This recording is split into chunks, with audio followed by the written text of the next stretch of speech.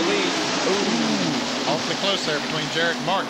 Jarrett wanted to fall in behind Earnhardt, but his spotter said, nope, you don't have that much room up there. You better find you another place to get in line. Meanwhile, Kyle Petty, we see his car running well. He's trying to take Rusty Wallace to the front. And Dale Jarrett's hung on the inside. No place to get up in, no hole opens up. Here comes Rusty down on the inside. He might help to open up a hole.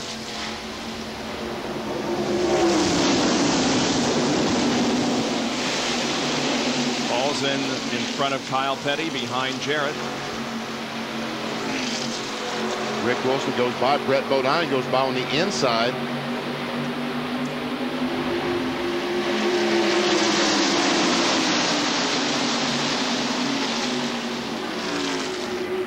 Rusty's been back there before today, and he's fought his way to the front. Let's see if he can do it one more time.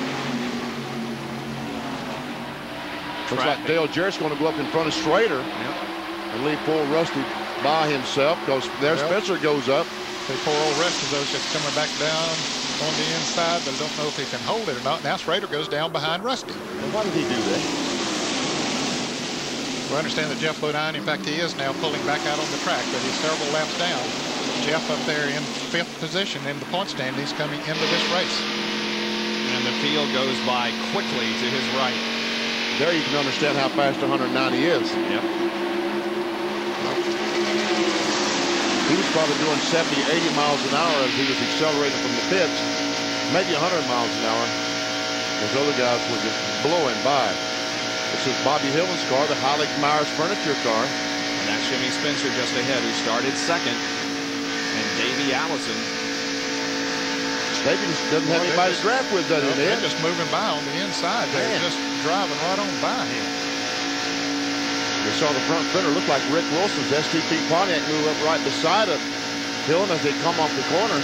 Here's Jarrett making it 3 abreast down in turn 1. Jimmy Spencer follows him down through there as they move around Rusty Wallace. Watch him up front.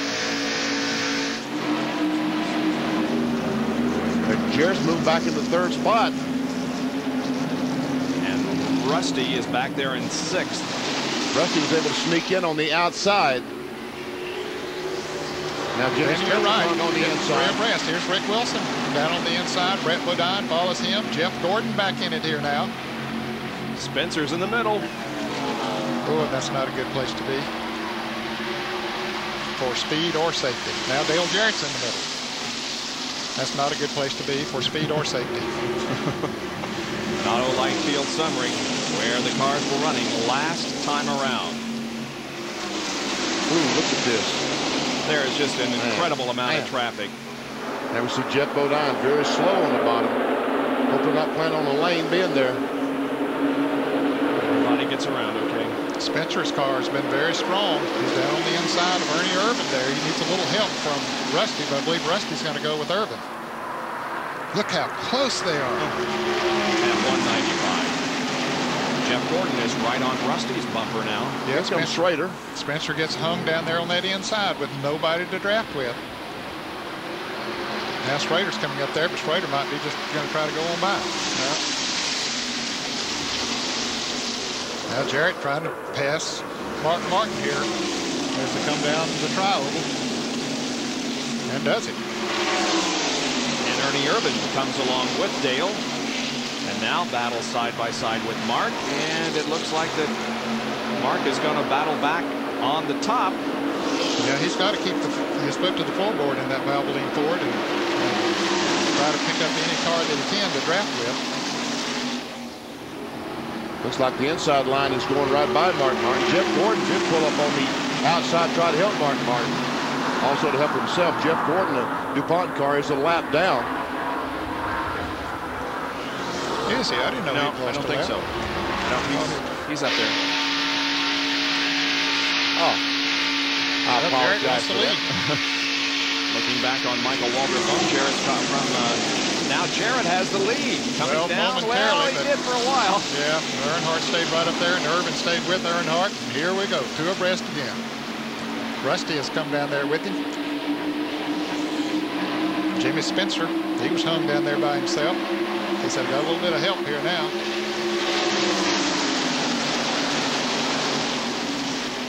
It looked like a little dust. Wall. Yeah, somebody hit the wall. There's some dust flying back there. You hold your breath when you see that dust flying up.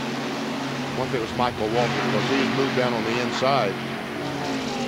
Michael looking for his first top 10 finish of 1993. Look at this, 4 wide. Oh, wow, yeah, that's what happens. Yep. Oh, man, it had to happen with all that many cars running 3 and 4 abreast.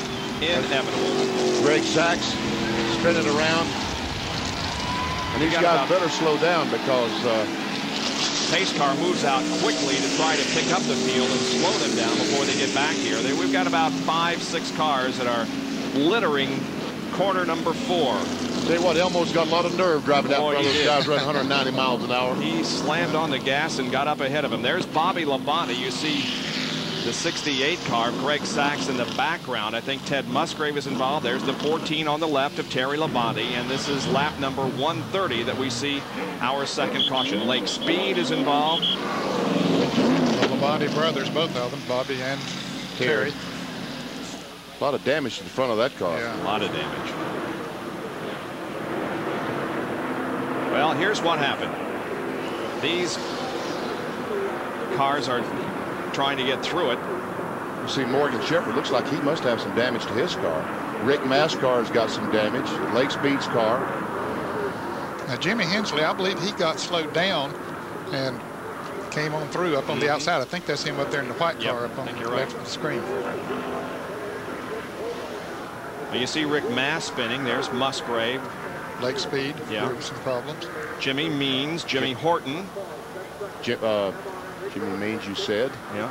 Bill Elliott comes down pit road, and Jimmy Hensley goes by on the outside. Also, Wally Dallenbach, who just went back out on the racetrack a couple of laps ago. Morgan Shepherd.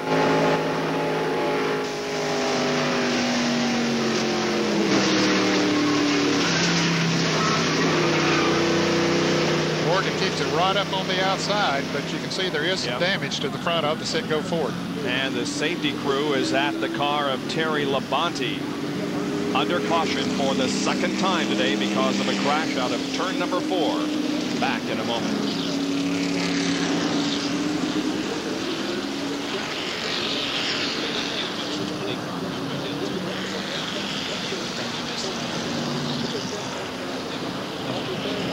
Was that the 14 car that somebody hit in the rear and turned him into the wall? It was a white car, but, you know, had a lot of white on it. I couldn't tell which one it was.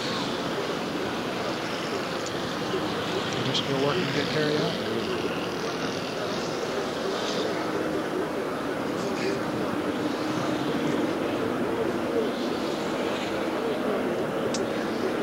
They're getting him out. Terry's getting out. Let's get that shot. There you go.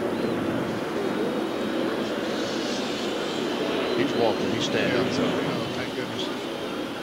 Looks like he may have hurt his shoulder or his arm or something.